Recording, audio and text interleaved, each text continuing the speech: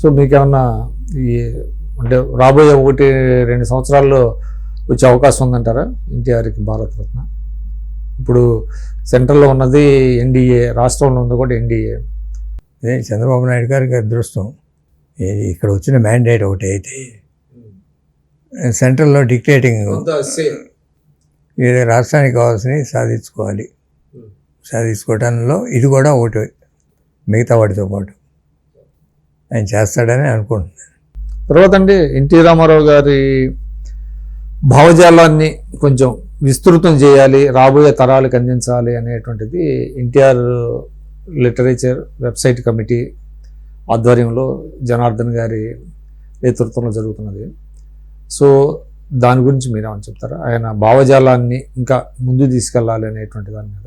ఇదే మంచి ప్రయత్నం, మనం అందరం కూడా సపోర్ట్ చేయాలి దానికి. ఆయన చేసే ప్రయత్నాల్లో భావజాలంలో అంటే సినిమా ఇండస్ట్రీకి ఒక వంత అయితే సమాజపరంగా చేసింది కూడా చాలా ఎక్కువ ఉంది. రెంటికి కలిపి ముందుకు తీసుకెళ్తే మంచిది. అంటే ఈ సిద్ధాంతాలు ఇంకా ఫ్యూచర్కి కూడా రిలవెన్స్ ఉంది అనేది మీరు ఒప్పుకుంటారా? ఒప్పుకుంటాను. ఆయన సిద్ధాంతాలను ముందుకు తీసుకెళ్ళాలి. ముందుకంటే మన మామూలు కామన్ మ్యాన్ ఆర్ ఉమెన్ వాళ్ళిద్దరికీ కూడా ముఖ్యంగా ఆయన రాజకీయాల్లో యూత్కి, మహిళలకి, అదేవిధంగా బడుగు బలహీన వర్గాలకి పెద్దపీట వేయటం, తద్వారా ఒక సామాజిక న్యాయాన్ని అనే దాన్ని ముందుకు తీసుకెళ్ళటం అనేది ఎప్పటికీ రెలవెన్స్ ఉంటుంది.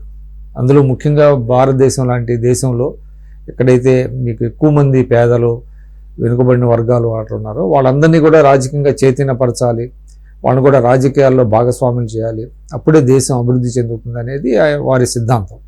కాబట్టి ఆ సిద్ధాంతాలకి ఎప్పటికీ రెలవెన్స్ ఉంటుంది. రాజకీయ పార్టీలు కూడా నేను అనుకోవటం ఇప్పుడు దేశవ్యాప్తంగా అదే పందాన్ని కొనసాగిస్తున్నట్టున్నాయి. అదే అన్ని పార్టీలు అదే చేస్తున్నాయి. ఇప్పుడు ఆయన ఏదైతే స్టార్ట్ చేశాడో, ఇందాక మీరు ఒక మంచి మాట అన్నారు, ఎవరు కూడా దాన్ని వెనక్కి తీసుకోలేని పరిస్థితి. ఇంకా వాటికి మెరుగుపరచాలి తప్ప వెనక్కి తీసుకునేది లేదు. ఆయన చేసిన ఏది కూడా వెనక్కి తీసుకోగలిగేది కాదు. వాడికి ఇంకా మెరుగులు దిద్ది వాళ్ళకి అవకాశాలు కల్పించాలి. ఇప్పుడు ఊరికే సపోర్ట్ చేయటం కాదు, ఎంప్లాయ్మెంట్ జనరేషన్ కానీ లేకపోతే ఇండస్ట్రియల్ డెవలప్మెంట్ కానీ స్వశక్తితో నిలబడే విధంగా డెవలప్ చేయాలి. అసిస్టెన్స్ నుంచి డెవలప్మెంట్కి తీసుకెళ్ళాలి, మూడ్లోకి వెళ్ళాలి. తర్వాత అంటే లాస్ట్గా ఎన్టీ రామారావు గారితో మరిచిపోలేని అనుభవం ఏమైనా ఉందా మీకు? అంటే కృష్ణ గారికి కాదు, కృష్ణ గారికైనా మీకైనా కూడా, మీ కుటుంబానికైనా? అన్నీ చాలా ఉన్నాయి. ఇప్పుడు నా పెళ్ళికి వచ్చి ఆశీర్వదించారు. మీ పెళ్ళికి వచ్చారా? మెడ్రాస్లో.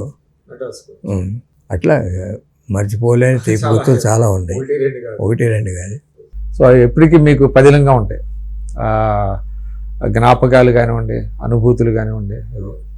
అంటే ఆయన కుటుంబంతో కూడా ఆయనతో ప్రత్యేకత అనుభవం ఉంది. అలానే వాళ్ళ అబ్బాయిలు కానీ, అమ్మాయిలు కానీ, కొడుకులు కానీ, కోడళ్ళు, అల్లుళ్ళు అందరితోటి ఒక్కొక్కరితో ఒక్కొక్క అనుబంధం.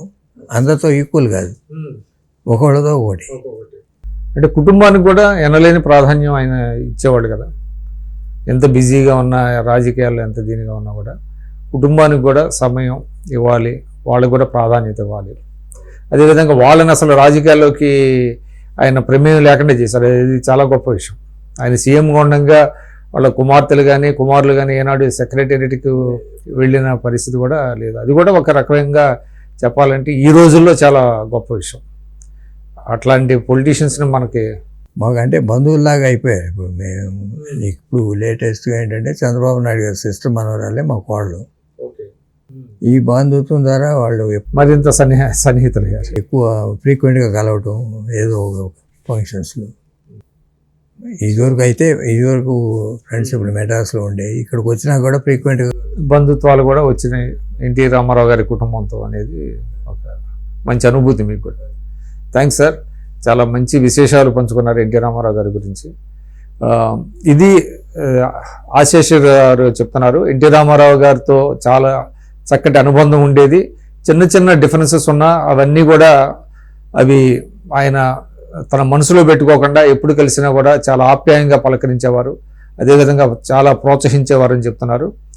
ఇది ఆశేష్ గారితో ఇంటర్వ్యూ. నమస్కారం. నమస్తే.